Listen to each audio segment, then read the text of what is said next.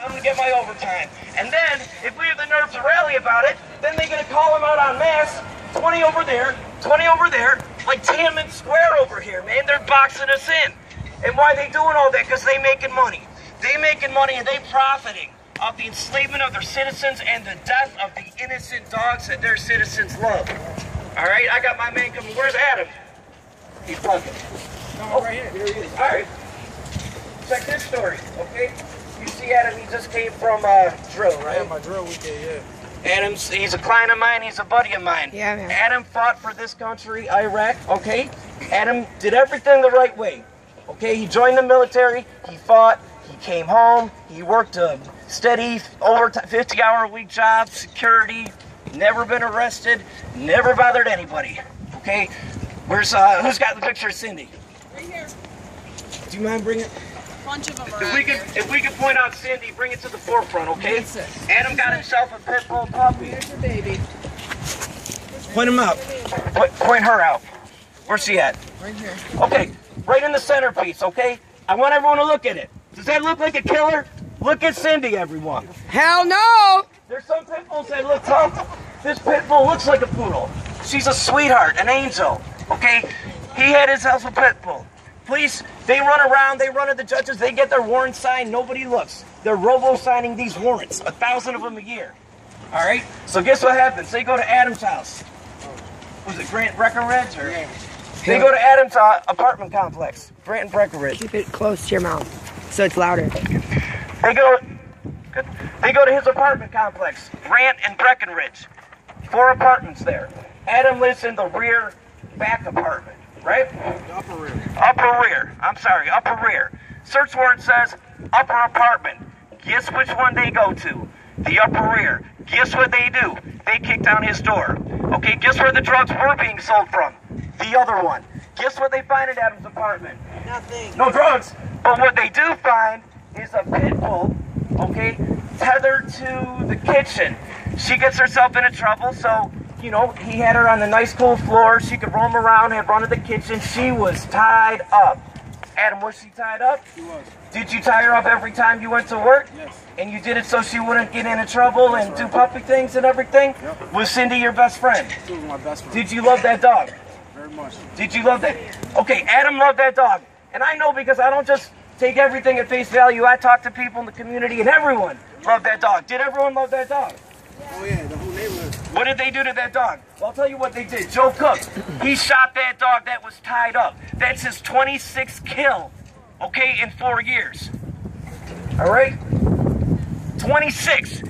And they go out to the bars and they drink about it and they say, I lead the league. I lead the league. They shot his dog that was tied up. All right? And then what happens about it? Do you think, you know, he does his thing, he complains, and then they do their investigation. And I think everyone knows, all right, when the police investigate themselves, is it justified or is it unjustified?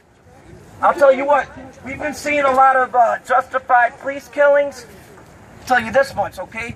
The first killing of a dog in Buffalo, that's deemed to be unjustified. I'm sorry, the next killing of a dog in Buffalo that's deemed to be unjustified by the police, that's going to be their first. They always justified. We got 100%ers. We got the best police force in the world because when they beat on our people, when they shoot our dogs, guess what?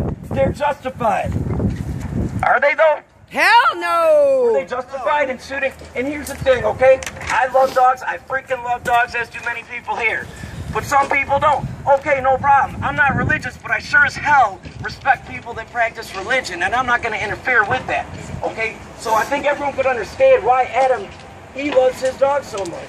And who is this police officer to come in and shoot his dog for no reason because he got the wrong house with the wrong warrant signed by a judge who didn't even look at it.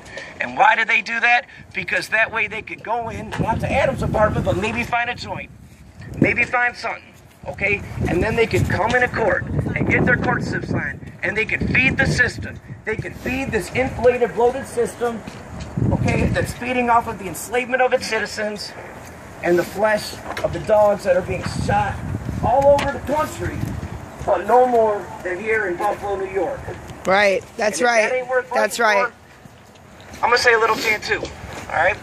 Maybe not quite as cool as his hood on. All right, because bottom line is this. If we don't embrace our citizens, if I heard this, I heard it 1,000 times, especially in the Facebook community. People say, oh, if that was my dog, I swear to God I'd kill that cop. I swear to God I'd shoot that. But first of all, they keyboard warriors, because that ain't happening. Right. But second of all, they're missing the bigger picture. Cindy's Adam's dog. Well, you know what? That's my dog too. That's our dogs. They're our dogs. Just because I don't have ownership of a dog, it is still, in my opinion, my dog, because I look in that dog's eyes and I see my dog.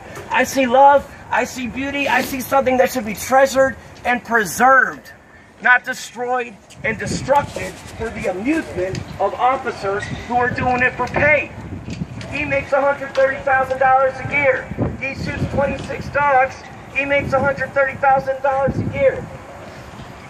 If we shoot a dog, righteously so, we end up in that building over there. And we're scattered all over the papers as animal abusers, scum of the community. But when our police do it, they get $130,000 a year.